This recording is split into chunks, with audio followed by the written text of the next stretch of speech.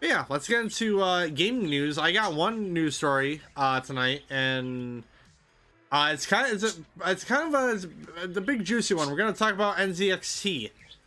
Now, for those of you who don't know who NZXT is, they are a PC. They're one of those pre-built PC companies. You'll probably see them around with the likes of with like Star Force. They're like the next big they're like the next big PC building company. They partner up with like Summit and Bife and all that, and also Ironside. There's like the other one, Ironside, and also Alienware. I almost forgot the OGs.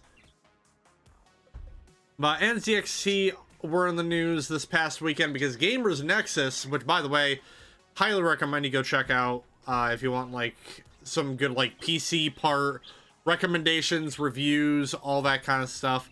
They put out a very scathing like hour and a half long, I want to say, piece, which I recommend you just watch that full video on your time if you got the time for it, because they go more in depth. I'm only going to touch upon a couple of the things that I noticed that personally stood out to me from that video.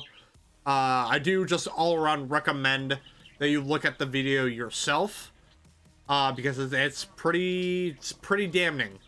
NZXT has put out a response to it, which I'll pull up right quick now that I'm at it. But the whole piece from Gamers Nexus touches upon NZXT's Rent a PC program. So if you don't know, they have this program where you can rent one of their PCs for a sum a month. I think the cheapest is like $59 a month, and then it can go up to like in the hundreds basically. But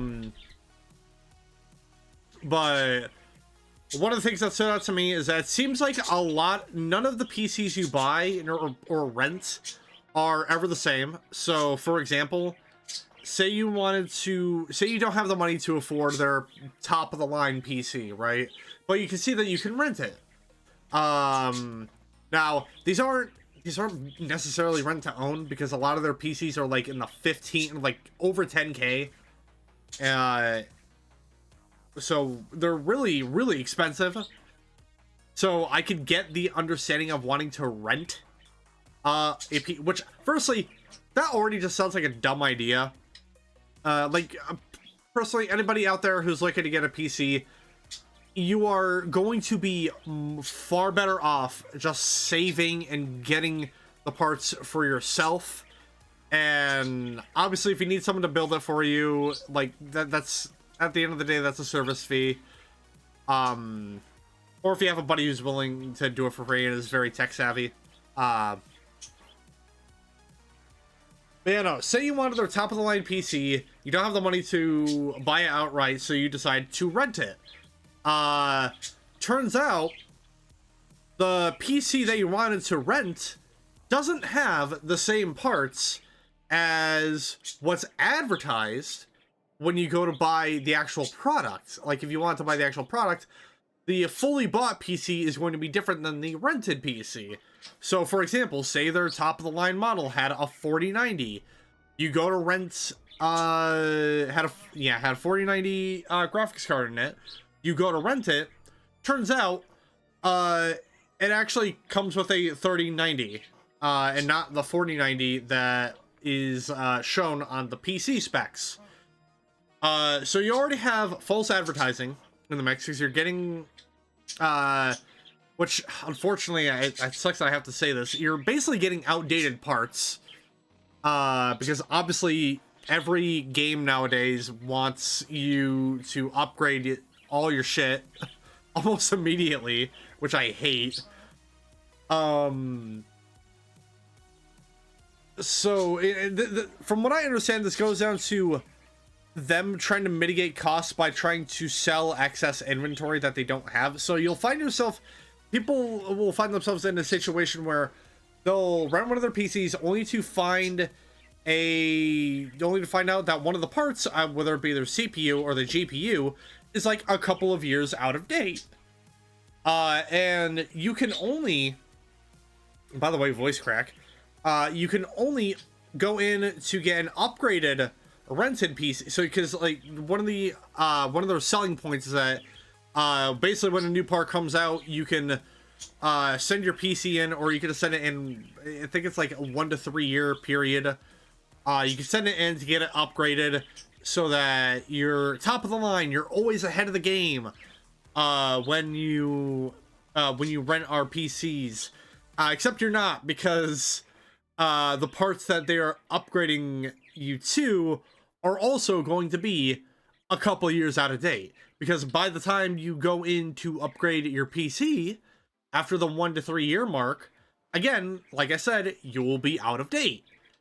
So not only is it just blatantly false advertising, because you're not getting what is shown on their website, but you're also just flat out getting a worse product than you would get if you would just bought the PC. Even then, I don't even know. That also makes you wonder, right? Is the full PC even going to have the parts that are listed on the specs? Because say you did buy, you know, 15K, a 15K PC outright. And it turns out, again, yeah, it says it's a 4090 on the specs. Turns out it's a 3090, actually. So you spent 15K on a product that was not advertised correctly to you. So that's already the big thing that that kind of stuck out to me the most. Well, actually, no, not really. The other thing that stuck out to me the most was the fact that because I know this because I've experienced it with certain internet service ISPs, internet service providers that I've had to deal with in the past, where they will sneakily up the price of the rent.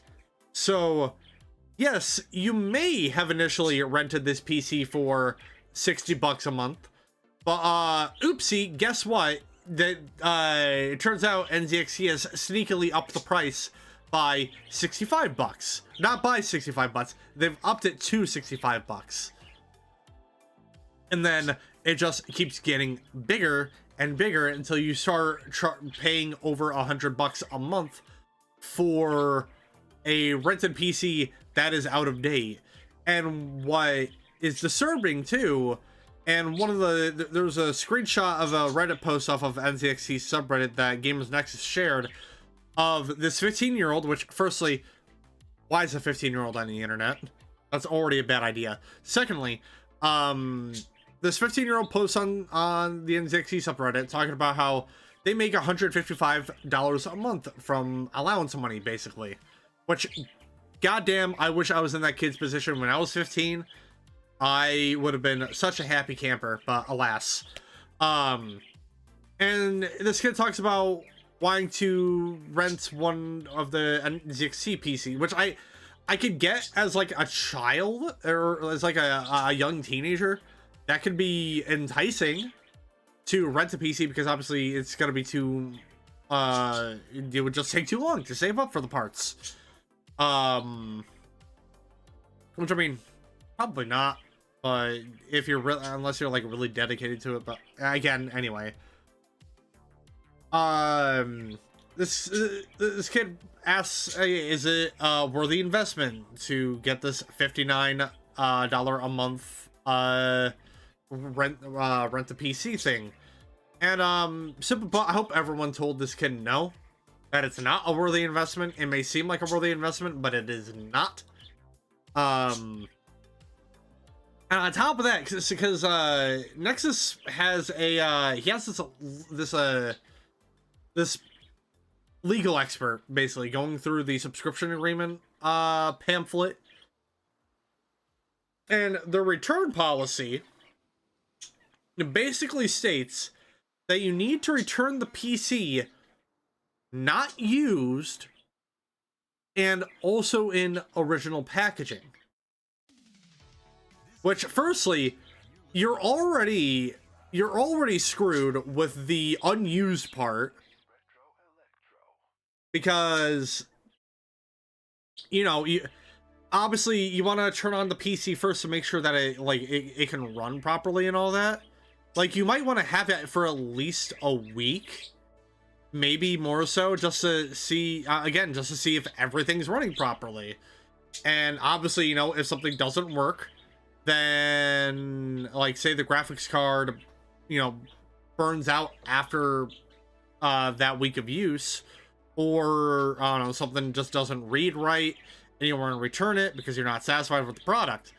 Normally, any other company would be like, oh, yeah, you tried our product, because a lot of products do that. They do like, hey, you could try this product out for 30 days, entirely for free. If you don't like it, you can return it, no charge, all that kind of stuff. But you have to use the product first just to see if you don't want to use the product anymore. Like, you see the problem here. There's a very obvious problem here, and NZXT knows that. And this is why you all read, this is why we should all read the fine print. The unfortunate thing, though, we don't read the fine print. We never do. And it's why that entire episode of South Park exists. You know what I'm talking about. And also, original packaging, judging by their wording, they would assume it would be like, oh, you need to package it in the box that it came in. Whereas normally, that could institute as, okay, packing peanuts,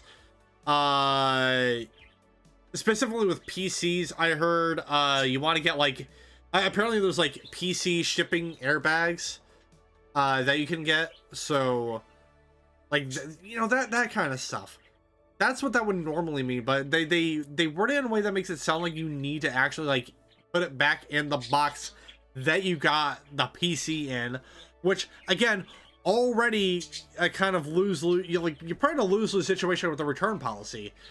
And it's because they sucker you into making this a lifetime commitment on this subscription service for renting this PC out. And obviously, you know, you want to cancel the subscription, you got to return the PC because you don't own it. You don't own you really don't own anything that you rent.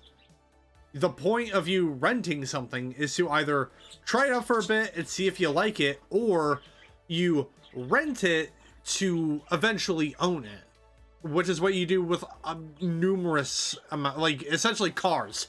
Cars are rent to own, for like 90% of anybody out there who owns a car. You don't technically own your car. Obviously you make payments on it and all that, unless you're loaded, unless you're absolutely loaded and you could buy that shit right off the bat. But yeah, those were like two of the things that really kind of, three technically, going into the return policy stuff. That's really all that stuck out to me personally when it came to this NZXT story. Again, I highly recommend you go check out Gamers Nexus's video on it. It's a really good piece. I will not be buying anything from NZXT ever again. Well, I never bought anything from them to begin with, but this is just giving me an incentive to not buy anything from them at all. And if by chance they ever reached out to me to sponsor me, I don't know why they would. They wouldn't be getting anything out of it, really. I will be hard declining that offer, which I will, because I mentioned it earlier. NZXT did put out a response on their Instagram, which I feel like is incredibly tone deaf when you consider the fact that they're next to... Oh, wait, no, these are pinned. Yeah, no, never mind. Those are pinned. Their most recent post, it was on their Instagram saying, to the NZXT community, we've heard your concerns. We are aware of the recent claims made against us and are actively reviewing the situation. Rest assured, we are committed to addressing this thoroughly and will share an official statement soon.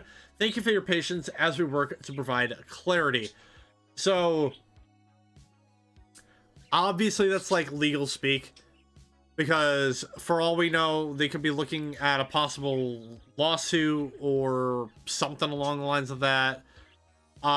Maybe they'll actually do something for a change. Maybe they'll actually, like, you know, go, okay, we're gonna update this rent a PC policy. We're gonna change things that Nexus brought up, and we're gonna try and actively provide a better service to make the rent a PC thing actually worth a damn. Which I still don't think. I still don't think the rents, the rent a PC thing should even be a thing. Because as far as I'm aware, I guess Corsair's also thinking about getting into the mix. Maybe they're already in the mix. I haven't actually looked at anything. I'm gonna be honest. I thought Corsair was purely a PC accessory company. I didn't know they also built their own PCs. Yeah, simply put, the rent a PC thing, it's dumb. I don't see a point in it. You are much better off just getting the part, like saving up, buying the parts yourself, and then building that PC yourself. Like that's just that's case in point right there. So yeah, simply put, don't buy NZXT until they actually make serious changes.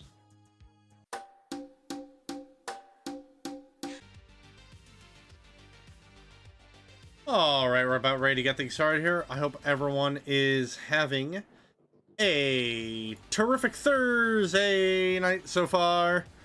Alright.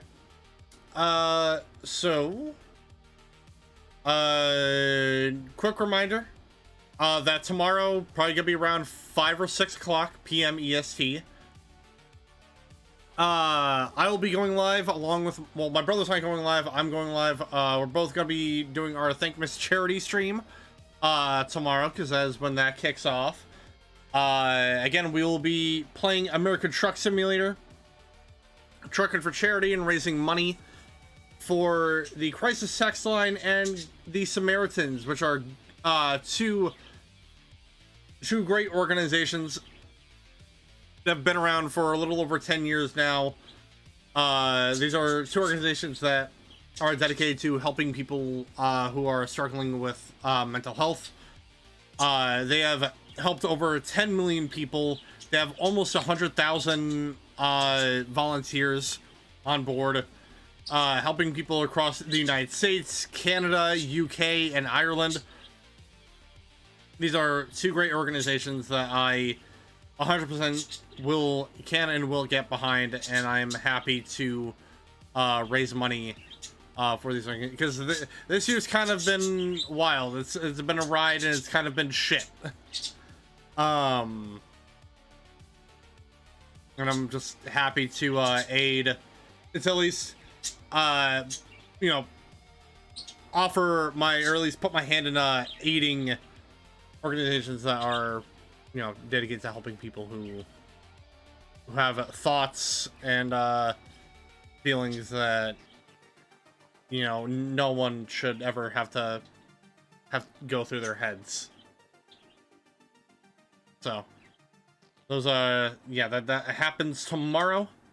Obviously, if you guys don't know, Thank Miss big charity event ran by Jacksepticeye. Anybody can participate and donate and raise money for it.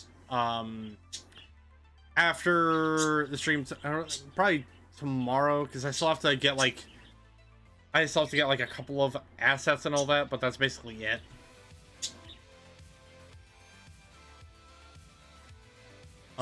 So yeah. All right, now.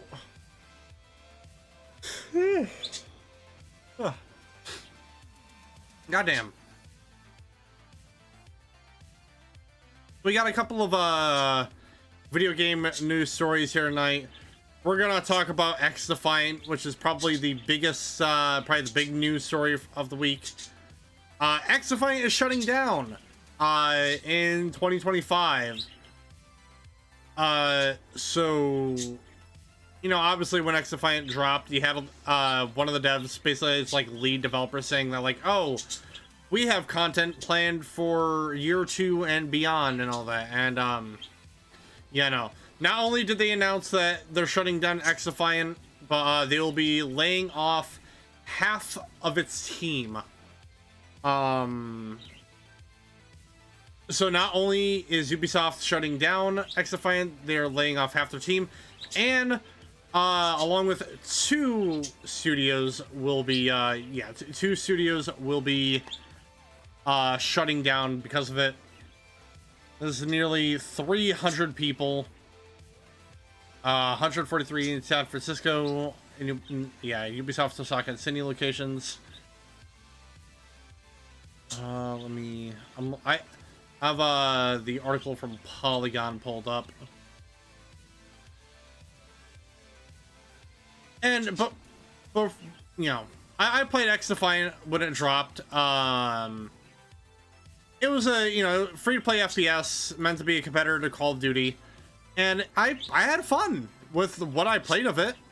Like it was a pretty fun game. But the main issue I had with it was that like it just didn't really have a whole lot going on for it. Because it was kind of doing the operator thing, which was like, eh. I'm saying this knowing that Delta Force just dropped yesterday, and I'm having a blast. I only did one match, but I did play the closed alpha they did like about a couple months ago. I had a fun time with that one, which I actually talk about a small, not now. I'll leave that for probably another time. But yeah, let's see. Publisher, I think it's just 2 of Ubisoft studios that are shutting down. I actually can't, because I'm looking at the article. It's not showing anything particular. All it's saying, all it's showing is that, 134 people in Ubisoft's Osaka and Sydney offices, and 143 people in their San Francisco office. The servers will officially shut down on June 3rd, 2025. So that's how long you got until XDefiant shuts down. I'm not gonna say it, people. If Shadows turns out to not, if Assassin's Creed Shadows turns out to not be good, I think we're just gonna see Ubisoft shut down completely. I do legitimately think because like they've had nothing going for them in like this entire year, because Skull and Bones was not good, which I'm amazed that game is even still alive. They're shutting down XDefiant when they're not shutting down Skull and Bones. We got the XDefiant shutdown confirmation before the Skull and Bones shutdown confirmation.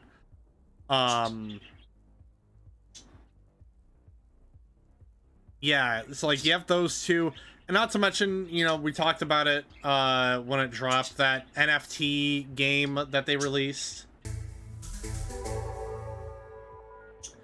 Assassin's Creed Shadow flops, I'll be very disappointed. Hey Yeti, thank you for the tier 1 sub, or the Prime sub in 3 months. How's it going, dude? And yeah, no, I'm on the same boat with you. I'll be disappointed because Shadows is an Assassin's Creed game that people have wanted for years, basically since the inception of Assassin's Creed. And it's wild that it's taken them this long to finally make one. But yeah, no, it's like, and not to mention the fact that they've had to delay the game because apparently half of its developers are all new people, which I get why people are concerned for that, but I also see it as a way of like, you give these new people more experience, then you have a chance to put out a really good game. And at the end of the day, if this is a developer's first video game that they've worked on, they want their first game to be good. So I can see why they want to push it back. I just hope it pays off, is my thing. Because I was talking with a coworker of mine earlier today, and we were talking, is like, if Shadows turns out to be a massive success, and it kind of puts Ubisoft back on the up, and even though we're tired of seeing remakes, a little bit, I think they need to. I think they should pull the trigger on an Assassin's Creed remake, not just the first game, but the Ezio trilogy as well. Like, I think those games could benefit, especially Assassin's Creed 1, specifically 1, could benefit with a remake. give it much better controls, because if you play Assassin's Creed 1 nowadays, it has first game syndrome. Its controls suck ass. But, like, updated gameplay mechanics, on top of that, just great controls. Like, could you imagine exploring some of those locations with, like, say they upgraded to, like, the Unreal 5 engine? Oh, it's, it'd be chef's kiss. As a fan of the franchise, I was worried when Unity dropped with the major problems, even though it eventually got fixed. That's what I heard. I heard I think it was Unity. No. I can't remember if it was Unity or Syndicate that had an update recently. I actually can't remember which one it was. Which, those are Assassin's Creed games I still need to play. There's a lot of them I still need to play too, but neither here nor there. I heard Mirage was pretty good. Like, I heard its story was alright. I never really saw anything out of it, though. But yeah, no. Ubisoft, they need this game to succeed. And I think they noticed that, because they wasted so much time and money on that fucking NFT game. I'm gonna call it right here. That NFT game is going to be what ultimately kills Ubisoft, because they were talking so hard about making a game like that, and they now have one out, and as to be expected of a game involving NFTs, it's not good. It's not good, and it's dog shit. And I mentioned this before, but the figures, like the hero figures in the game, straight up look like they were ripped from Hero Forge. So yeah, points for unoriginality there. But yeah, it's unfortunate. I can really only hope for the best, honestly. But the next story we're going to talk about, and a story I'm actually a little bit surprised that isn't talked about a lot. So this is from Eurogamer, from this week. Friday the 13th studio, I think it's supposed to be IllFonic, lay off staff as it realigns to a refined strategy. So IllFonic, if you guys don't know, they're the devs of the Friday the 13th game, Predator Hunting Grounds, and most recently, the Killer Clowns from Outer Space game. And yeah, news came out today that they just laid off a bunch of its staff. Yeah, today IllFonic CEO and co-founder Charles Brungar confirmed the job cuts in a statement posted to social media. Today he wrote, "We had to accept the harsh reality that the state of the industry has impacted us here at IllFonic. It is with the heaviest of hearts that cuts to our teams had to be made today as we realigned to a refined strategy." I don't know what exactly they mean by that. I can only hope... yeah, Jesus. Ugh. It's... I don't like seeing company layoffs. It's always an unfortunate day when that happens. But, you know, it's just that... After Friday the 13th, I'll say IllFonic just kind of had, like... They've kind of been on a downward spiral, which is unfortunate to say, because, you know, obviously Predator Hunting Grounds wasn't a great success. I heard it's much better now than it was, but I haven't gotten a chance to play it yet, so I wouldn't know. The only thing I know about it is that it's another, like, you know, monsters versus hunters kind of deal. Which seems to be their bread and butter, given the Friday the 13th game. Friday the 13th only, you know, had its unfortunate life because of licensing bullshit. And Killer Clowns from Outer Space, I'm gonna be completely honest, I forgot that game even launched. It apparently came out in June. Like, yeah, when it was announced, it was like, oh yeah, look at this wacky new game. It's Killer Clowns from Outer Space, the video game. I saw nothing on it. Nobody was playing it. So don't really know what else to really say on that end. It's unfortunate that when a company has to do layoffs. But I can only hope that whatever their refined strategy is, I hope it I just hope it pays off. Because then if it pays off, they can hire, they could probably have the opportunity to hire those people back if they haven't found other jobs already. But yeah. So we got 2 stories about them. Friday the 13th game felt like they were trying to compete with Dead by Daylight. I mean, yeah, that's ultimately what it was. It was a Dead by Daylight clone. Which, wait, hold on. When did those, hold on.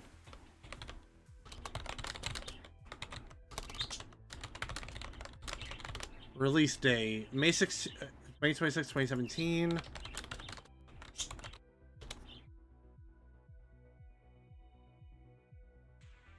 Okay, Dead by Daylight does predate Friday the 13th.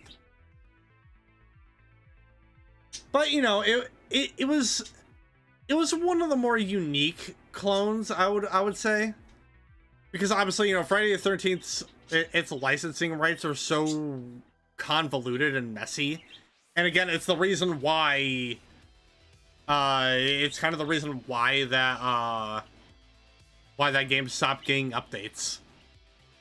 It's unfortunate.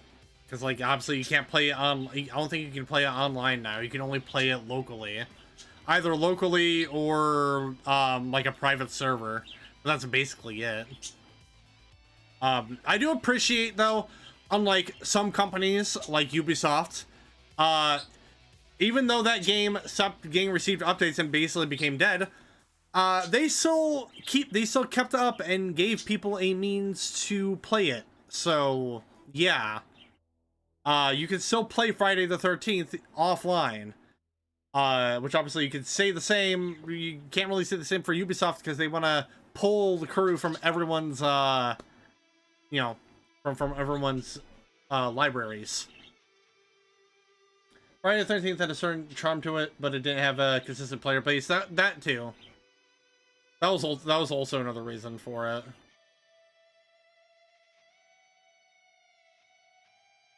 But